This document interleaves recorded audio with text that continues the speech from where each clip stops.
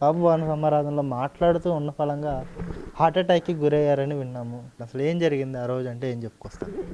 నమస్తే అండి. ముఖ్యంగా ఏదైతే కాపు వన సమారాధనలో మాట్లాడుతుండగా నాకు హార్ట్కి షాక్స్ వచ్చినాయండి. దీనికి గల కారణం నేను రాష్ట్ర ప్రజలకి చెప్పాల్సిందే. ఎందుకంటే నాకు 2019లో ఐసీడీ సర్జరీ చేశారు. అది కూడా బెంగళూరుకి సంబంధించిన వైట్ ఫీల్డ్ అనే హాస్పిటల్లో.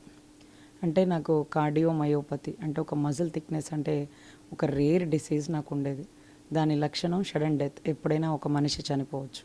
ఆ సర్జరీ కూడా ఇండియాలో ఉన్న వాళ్ళు ఎవ్వరు మేము చేయలేమని చేతులు ఎత్తేస్తే, అది కూడా మద్రాస్ మెడికల్ మిషన్ లాంటి పెద్ద పెద్ద హాస్పిటల్స్కి వెళ్ళినప్పుడు అందరూ ఇక మా వల్ల కాదు, ఇది చేసేటప్పుడే చనిపోతారు, మేము చేయలేము అని చేతులు ఎత్తేసినప్పుడు నిజంగా చాలా అదృష్టం అనుకోవాలండి. పుట్టపర్తి సత్యసాయిబాబా పుణ్యం అంటూ అమెరికా నుంచి వచ్చిన డాక్టరు నాకు సక్సెస్ రేట్ ఉంది, నేను చేయగలను, లోపల మజిల్ థిక్నెస్ అంత ఆ విధంగా ఉన్నప్పటికీ నేను చేయగలను, గతంలో నాకు సక్సెస్ రేట్ ఉంది అంటూ రిస్క్ చేసినటువంటి సర్జరీ.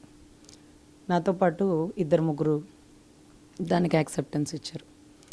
నా ముందు ఒక 20 ఏళ్ల పిల్ల, అది కూడా మహారాష్ట్రకి సంబంధించిన అమ్మాయి, పుట్టబడితే వచ్చి అక్కడ చేయించుకునే ప్రయత్నం. తీరా చూస్తే సర్జరీ స్టార్ట్ అయిన 5 నిమిషాలు 10 నిమిషాల్లోనే స్పాట్ డెడ్, చనిపోయిందని తెలిసింది. ఇకపోతే డాక్టర్ గారు అడిగారు, నా సక్సెస్ రేటు ఆస్ట్రేలియా కెనడాలోనేమో, ఒకళ్ళు ఇండియాలో ఉండకపోవచ్చేమో, చిన్న వయసు కదా రజనీ గారు, ఉన్ననాళ్ళు హ్యాపీగా ఉండొచ్చు కదా, ఇలాగ చేసేటప్పుడు చనిపోతే అర్ధాయుష్ అయిపోతుంది కదా అని. నేను చెప్పాను, నేను బతకాలని రాసి పెట్టుంటే బతుకుతాను సార్, తుమ్మితే ఊడిపోయి ముక్కుని 10 సార్లు అతికించలేను, ఎప్పుడు చచ్చిపోతావో అని. ఎంతమంది డాక్టర్లు, గుంటూరులో టాప్ మోస్ట్ డాక్టర్ ఉంటారండి మురళీబాబురావు గారని, ఎంతోమంది డాక్టర్లకి ఆయనే వైద్యం చేసిన వ్యక్తి. ఆయన చెప్పారు, నువ్వు ఎప్పుడు చనిపోతావో నీకే తెలియదు, కూర్చొని ఉండగా చనిపోవచ్చు. అసలైతే ఆయన చెప్తారు, బాత్రూంలో ముక్కితే కూడా చనిపోతావు, అట్లాంటి డిసీజ్ నీది అని. అలా భయంగా బతకడం కంటే చావో బతుకో తేలిపోవాలి, డాక్టర్ గారు మీరు సర్జరీ చేయండి, బతకాలని రాసి ఉంటే బతుకుతాను, లేదంటే నా ఆయుష్ ఇక్కడితోనే అనుకుంటాను. ఈ టెన్షన్ మాత్రం భరించలేని చాలా రిస్క్ చేసి 2 గంటలు సర్జరీ, 3 గంటలు పడితే 2.5 గంటలు దాటాక మత్తు దిగిపోతే, ఆ మత్తు దిగిపోయిన తర్వాత డాక్టర్ చెప్తున్నాడు, మీకు మత్తు దిగిపోతుందని మీరేమీ కంగారు పడకండి, మీ సర్జరీ సక్సెస్ రేట్ వచ్చేసింది, మీరు చాలా ఓపికగా ధైర్యంగా నొప్పిని యాక్సెప్ట్ చేయండి, మీరు ధైర్యంగా నడుస్తూ వెళ్ళిపోతారు హాస్పిటల్లోంచి అంటూ నాకు చాలా ధైర్యం ఇచ్చాడు. చివరి 20 మినిట్స్ నా ఒంట్లో ఏం జరుగుతుందో, ఎక్కడ కుట్లు వేస్తున్నారో, ఎక్కడ కోసారో, ప్రతిదీ నొప్పితో సహా తెలిసింది. అంత భరించి ప్రాణాన్ని కాపాడుకున్నాను కాబట్టే ప్రాణం విలువ నాకు బాగా తెలుసు. తెలంగాణలో అంత ఇదిగా తిరగబడ్డానికి గల కారణం, అతి సునాయాసంగా మీరెవరు ఎన్కౌంటర్ చేయడానికి, ప్రాణం విలువ ఎవరికి తెలుసు అంటే హాస్పిటల్ ఐసీయూలో వెంటిలేషన్తో ఉంటారు చూడండి, లేకపోతే క్యాన్సర్ వచ్చేసి చివరి స్టేజ్లో ఉంటారు చూడండి, లేకపోతే హార్ట్ ఫెయిల్ అయ్యి కార్డియాటిక్ అరెస్ట్ వచ్చి అటు ఇటు కాని పరిస్థితులు, వాళ్ళకి తెలుస్తుంది ప్రాణం విలువ. మీకేం తెలుస్తుంది? మీకేంటో బుల్లెట్లు, ఎన్కౌంటర్లు, షూట్ అండ్ సైట్ ఆర్డర్లు, ఇవే మీకు తెలుస్తుంది. సో అందుకని ఆ కేసులో నేను తిరగబడ్డాను. మీ స్థాయి కాదు, మీరు అలా చంపడానికి ఈ చట్టాన్ని మీ చేతిలో తీసుకోకూడదు అంటూ తెలంగాణలో దిశ ఎన్కౌంటర్ కేసు చేసింది 2021, 2022 ఆ టైమే కదా. అంటే 2019లో నాకు సర్జరీ అయింది ఆగస్టులో. దాని తర్వాత తెలంగాణ దిశ కేసు చేశా, ఏది గుండెలో బ్యాటరీతోనే, గుండెలో ఐసీడీ బ్యాటరీతోనే ఫైట్ చేశా. ఢిల్లీ దాకా వెళ్ళొచ్చిన, మక్తల్ నారాయణపేట జిల్లాకి బస్సుల్లో వెళ్ళొచ్చిన, ఆటోల్లో వెళ్ళొచ్చిన. మీకు తెలుసు ఆ కేసులో ఎంత కష్టపడ్డాను.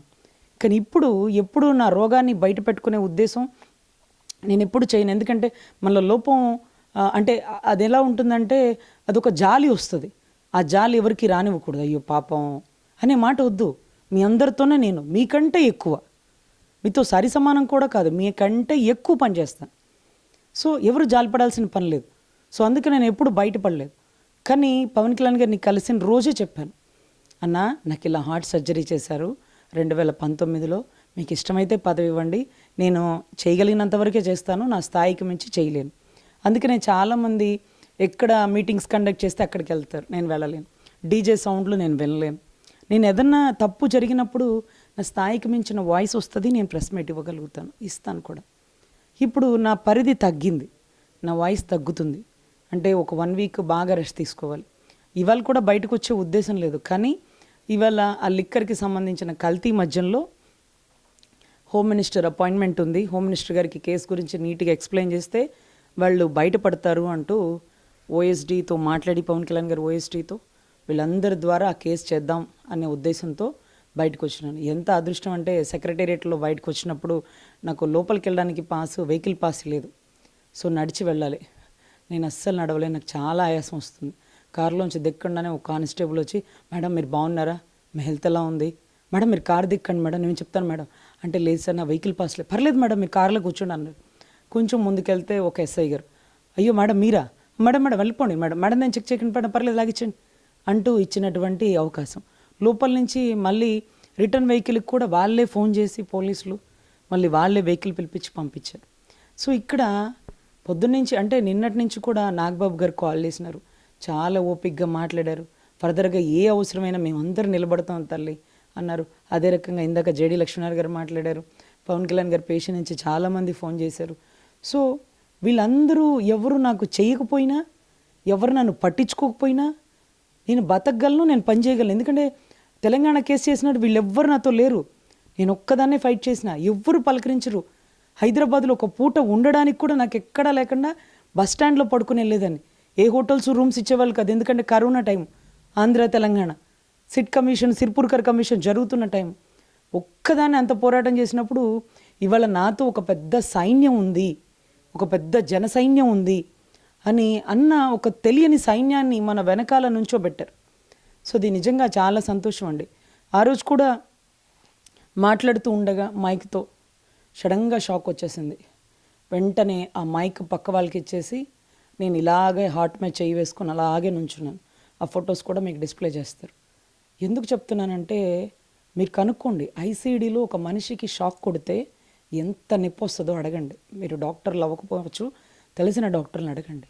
అంత పెయిన్ని కూడా నేను కడుపులో మింగుతూ కళ్ళమ్మట చుక్క నీళ్లు రానివ్వకుండా ఓపిక్గా ఉన్నానంటే, మనం ఏడ్చినంత మాత్రాన నొప్పి తగ్గుతుందా? తగ్గదు కదా. మరెందుకు కడుపులో ఆ బాధని దిగమింగాల? ఇలా ఎంతోమంది బాధని దిగమింగితేనే కదా భారతదేశానికి స్వతంత్రం వచ్చింది. ఒక తల్లి ఒక బిడ్డని కోల్పోయాక కూడా ఇంకొక బిడ్డని స్వాతంత్రోద్యమంలో పంపిస్తుందంటే ఆ తల్లి గొప్పతనం మెచ్చుకోండి. ఛత్రపతి శివాజీ మహారాజ్ తయారయ్యాడంటే ఆ తల్లి ఎంత కష్టపడి ఆ బిడ్డను అలా తయారు చేసింది.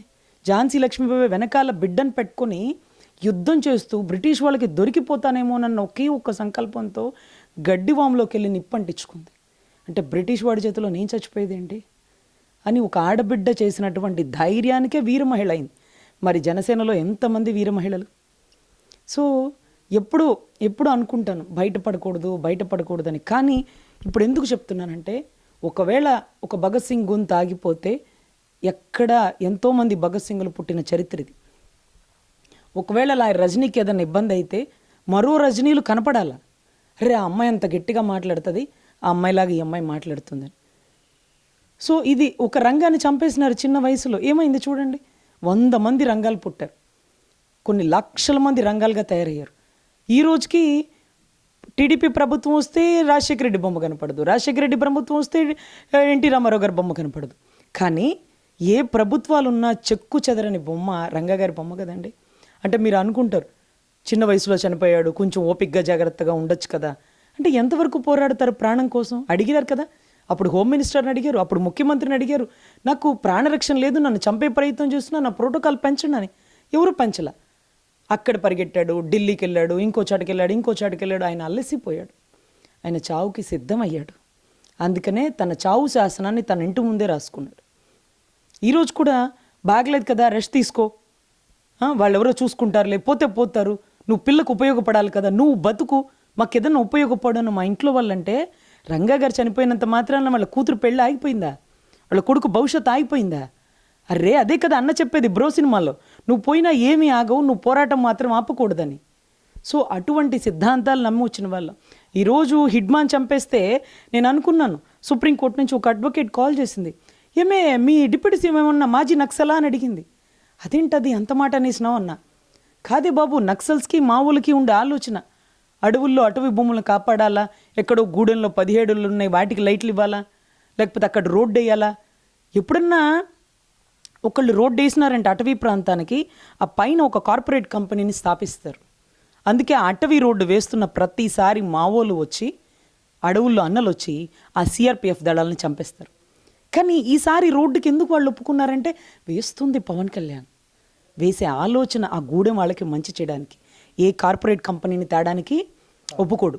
కానీ ఒక హిడ్మాన్ చంపేస్తే పర్లేదు, కానీ రాజకీయ నాయకులు కూడా హిడ్మాలాగా ఆలోచన ఉంచండి. ఎందుకంటే 12 షెడ్యూల్స్లో 5-6 షెడ్యూల్ అటవీ ప్రాంతాల రక్షణ కోసమే. అదానీ కంపెనీలకు, అంబానీ కంపెనీలకు, జిందాల్ కంపెనీలో, వేదాంత కంపెనీలకు, కార్పొరేట్ కంపెనీలకి అడవులను దోచేసి అటవీ కింద ఉన్న ఖనిజ సంపదను దోచేస్తే ఈరోజు ఢిల్లీలో కేవలం పొల్యూషన్ వల్లే 23,000 మంది చనిపోయారు. కేవలం పొల్యూషన్ల వల్లే ఆ రోగాలు ఈ రోగాలు వచ్చి. మరి ఇక్కడ సివిల్స్ చదివే పిల్లలు ధర్నా చేస్తున్న రోడ్డు మీదకి వచ్చి హిడ్మాన్ చంపేస్తారా, అటవీ సంపదని నిర్మూలించేస్తారా మీరు అంటూ వాళ్ళు ధర్నాలు చేస్తుంటే వాళ్ళ సామాజిక స్పృహ నచ్చింది. సో ఇక్కడ మనం ఒకటే గుర్తుపెట్టుకోవాలి, ఒక అడవుల్లో అన్నకుండే ఆలోచనే మన డిప్యూటీ సీఎంకు ఉందే. అటువంటి వ్యక్తి అడవుల్లో లేకపోతే కిడ్నీ ఉద్దానం బాధితుల గురించి పోరాడినాడా, అక్కడ వాటర్ లేవు వాళ్ళకి వాటర్ ఇవ్వాలని తాపత్రయపడ్డా, రోడ్లు వేయించినాడా, అంబులెన్స్లో పెట్టించినాడా, లైట్లు ఇచ్చినారా, వాళ్ళకి చెప్పులు తయారీగా ఉంటుందని కూడా తెలియదట, కానీ వాళ్ళకి చెప్పులు ఇచ్చినాడా. ఇటువంటి నాయకుడు మన పార్టీలో ఉన్నాడు, మన పార్టీ అధ్యక్షుడు. అరే గెలిస్తే గెలుస్తాం, ఓడిపోతే ఓడిపోతాం, పోరాటంలో మన పేరు ఉంటుంది కదా. తెలంగాణలో మా పార్టీకి అంతమంది జనం ఉన్నారు, ఇదిగో మా నాయకుడు జైలుకి వస్తే ఇంతమంది జనం ఉన్నటువంటి దళారులు వాళ్ళు ఎవరు పోటీ చేయరు. ఎందుకంటే రిస్క్ పెట్టుకోరు. కానీ పోటీ చేస్తూ ఒక ముద్ర వేస్తూ యువతకి ఆదర్శంగా ఉండేటటువంటి పవన్ కళ్యాణ్ గారిని ఎప్పుడు ఎవ్వరూ చేయొదలకండి. దయచేసి మీకేం చేసినారు, నాకేం చేసినారు ఇవన్నీ కాదు. రాష్ట్రానికి ఏదో మంచి చేస్తున్నాడు, అడవుల్లో అన్నలకి మించిన మంచి చేస్తున్నాడు. అడవుల్లో అన్నలు అక్కర్లా, పవన్ కళ్యాణ్ లాంటి నాయకులు ఉంటే అడవుల్లో అన్నలు అక్కర్లా. అరే ఈరోజు చెప్పులు వాళ్ళకి తెలియదు, వాళ్ళకి చెప్పులు దుప్పట్లు మీకు తెలుసు కదా. పవన్ కళ్యాణ్ గారు ఒక బిడ్డకి అగ్నిమాపక యాక్సిడెంట్, ఒక ఫైర్ యాక్సిడెంట్ అయిన రోజు ఆయన ఎక్కడున్నారు చెప్పండి. ఒక అటవీ ప్రాంతం వాళ్ళకి సంబంధించిన జాతరలో ఉన్నారు. ఆ జాతరలో ఉన్నప్పుడు వెంటనే ఫోన్ వచ్చినప్పుడు ఆ బిడ్డతో మాట్లాడినాడు వీడియో కాల్లో. ఓకేనా అని మాట్లాడి అప్పటికప్పుడు వెళ్ళిపోలా. వాళ్ళు 2వ రోజు జాతరలో అయ్యా నువ్వు మాతో ఉండు, మా బిడ్డవి అంటే వాళ్ళతో జాతరలో స్పెండ్ చేసి ఆ సాయంత్రం వెళ్ళారు. అరే పవన్ కళ్యాణ్ కొడుకు పక్కనుండే ఒక ఆడబిడ్డ, చిన్న బిడ్డ స్పాట్లో ఒళ్ళంతా అంటుకొని చనిపోయింది. మన అన్న బిడ్డకి మాత్రం ఒక ఈగ దోమ కూడా వాళ్ళంత స్వచ్ఛంగా బయటకు వచ్చాడు ఆ బిడ్డ. అంటే మనం అనుకుంటాం మన కోట్లు, మన అంబులెన్స్లు, మన డాక్టర్లు మన ప్రాణాన్ని కాపాడలేరు, మనం చేసిన పుణ్యం మాత్రమే. నాన్న ఇక్కడ అడవి జాతి ప్రజలకి మంచి చేస్తున్నాడు, ఆ అడవి జాతి దేవతలకి వాళ్ళు మొక్కుకున్నారు మాకు మంచి చేస్తున్న బిడ్డకి మంచి జరగాలని, అందుకనే ఆయన బిడ్డకి మంచి జరిగింది. సరే ఇలా ఎవరు ఆలోచిస్తారు? రాజకీయ నాయకులు. మీరే ఆలోచించే ఉద్దేశం ఉంటే మీకు అడవుల్లో అన్నలతో పని లేదు. ఎక్కడో మహారాష్ట్రలో పుట్టినటువంటి నక్సల్ బరి అనే గ్రామంలో పుట్టిన నక్సల్స్ పెట్టుబడిదారి పెత్తందారికి, సమాజ అసమానత్వాలకి, లేకపోతే వీటన్నిటికీ తోడు వచ్చింది మన పార్టీ సిద్ధాంతాలు చూడండి. 5, 6, 7 సిద్ధాంతాలు అన్నీ కూడా అడవుల్ని కాపాడాలి, నీటిని కాపాడాలి, సమాజ అసమానత్వాన్ని తీసేయాలి, కుల మత ప్రాంతీయ విభేదాలు ఉండవు. ఇవి సిద్ధాంతాలన్నీ ఎంత బాగున్నాయి. ఇవి మామూలుగా ఉండే సిద్ధాంతాలు. ఆ అమ్మాయి అడిగితే నేను చెప్పాను, ఏమే ఒక జల్సా సినిమాలో అనుకుంటా నా అన్న మాజీ నక్సల్ నుంచి బయటకు వచ్చిన సినిమా నిజంగా కాదు అన్న. లేదు నువ్వు కనుక్కో, నువ్వు ఎంక్వైరీ చేయి, నువ్వు ఎంక్వైరీ చేయనేది. ఎందుకంటే ఆలోచన ఏ రాజకీయ నాయకుడికి ఉండదంట. మీకు తెలుసు లేదు, వీరప్పని చెడ్డోడని మీరు అనుకుంటారు. వీరప్పని ఉన్నంత వరకు ఈ ఎర్రచందనం విదేశాలకి దేశాలకి పోయేది కాదు. వీరప్పని అడ్డుపడేవాడు. వీరప్పని చనిపోయాక 100 మంది వీరప్పన్లు పుట్టారు, వాళ్ళే రాజకీయ నాయకులు. ఎర్రచందనం ఈ రోజుకి స్మగ్లింగ్ అవుతుంది, మరి వీరప్పని లేరు కదా, ఇప్పుడెవరు చేస్తున్నారు? సో మనకి రాముడు గొప్పోడు, రావణుడు చెడ్డోడు. వాళ్ళకి లంకలో ఉండేవాళ్ళకి వాళ్ళకి రావణుల్లో కూడా మంచి లక్షణాలు వెతుకుతారు. సో అటువంటి పరిస్థితుల్లో ఈరోజు కొంచెం పార్టీ పరిస్థితి ఎలా ఉన్నా, పార్టీలో కమిటీలు వేయలేదు, పార్టీ సిద్ధాంతాలు ఎలా ఉన్నాయి, పార్టీ ఎవరిని దగ్గర తీర్చట్లేదు, అధినాయకుడు ఎవరిని కలవట్లేదు, ఇవన్నీ పిచ్చి మాటలండి. ఆయన వ్యూహం ఆయనకు ఉంది. రాష్ట్ర రాజకీయాల్లో జనసేన లేని ఏ రాజకీయం ఉండదు అన్నట్టుగానే జరిగింది కదా. కాంగ్రెస్ని మోకరిల్లిస్తానన్నారు, కాంగ్రెస్ని రాష్ట్రంలో రానివ్వనన్నారు, రానిచ్చినారా? లేదు కదా. అదే రకంగా అసలు 151 సీట్లోడికి నీకు 15 వస్తే ఎక్కువ జగన్ అంటే నమ్ముతారా? 11 వచ్చినాయి. 15 కూడా నీకు రావన్నాడు. ఒరే మనమే 2 చోట్ల ఓడిపోయిన వాళ్ళం, 151 వచ్చినోడికి 15 రాదని నువ్వెలా చెప్తావన్నా అని అనుకున్నప్పుడు నిన్ను అదపాతాళానికి తొక్కుదని అన్నాడు, తొక్కాడు కదా. అంటే మీరు నమ్మండి, ఆయనది ఒక గొప్ప వ్యూహం ఉంది. ఏ ఒక్కరికి అన్యాయం జరగదు. ఇప్పుడు ప్రజెంట్ కాన్సెప్ట్ రాష్ట్ర అభివృద్ధి పదంలో ముందుకు వెళ్ళడం. అందుకే చెప్తున్నారు, పరిపాలనలో ఏమన్నా ఇబ్బంది ఉన్నా, పోలీస్ వ్యవస్థల్లో ఏమన్నా ఇబ్బందులు ఉన్నా మీరు దయచేసి మీ తప్పుని ప్రశ్నించండి. ఏమన్నా తప్పులు ఉంటే దిద్దుకుందాం, అంతేగాని తప్పుని కప్పెట్టుకోవద్దు, మళ్ళీ 2029లో జనాల్లోకి వెళ్ళాలని. సో ఇటువంటి పరిస్థితుల్లో అందరూ అన్నతో కలిసి ప్రయాణం చేయండి. నిన్న నాకు కాల్ చేసిన నాగబాబు గారు కానీ, జేడి లక్ష్మీనారాయణ గారు కానీ, చాలామంది పెద్ద పెద్దల వాళ్ళు అందరూ చేసినారండి. వాళ్ళందరికీ నా వినతిపూర్వక ధన్యవాదాలు.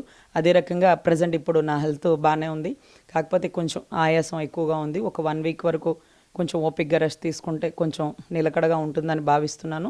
ట్రీట్మెంట్ చేసుకుంది బెంగళూరులో కాబట్టి నేను మళ్ళీ ఒకసారి బెంగళూరు వెళ్ళి చెక్ చేయించుకుంటాను. కానీ ఎప్పటికీ మీ రజని ఇలాగే తప్పుని ప్రశ్నిస్తుంటుంది. ఎందుకంటే మా నాన్న చెప్పిన సిద్ధాంతం, చట్టం అంటే ఎలా ఉండాలంటే తప్పు చేస్తే పవన్ కళ్యాణ్ తగల కూడా తెగిపడేంత చట్టాలు ఉండాలంటారన్న. సో నా అన్న ఎప్పుడు తప్పు చేయడు, నా అన్న ఒక వ్యూహ ప్రకారం వెళ్తున్నాడు. నా అన్న తప్పు చేసిన వారు ఎంతటి వారినైనా సరే, వారు ఏ కులమైనా, ఏ పార్టీ అయినా, ఏ మతమైనా లెక్క చేయకుండా శిక్ష వేస్తాడు. దాంట్లో దయచేసి నమ్మండి. ఇప్పుడు వేయలేకపోవచ్చేమో, కొంచెం టైం తీసుకుంటాడేమో, కానీ ఎప్పటికైనా న్యాయం చేయాల్సింది ఆయనే కాబట్టి ప్రతి ఒక్కరు ఆయన్ని అడుగుతాం.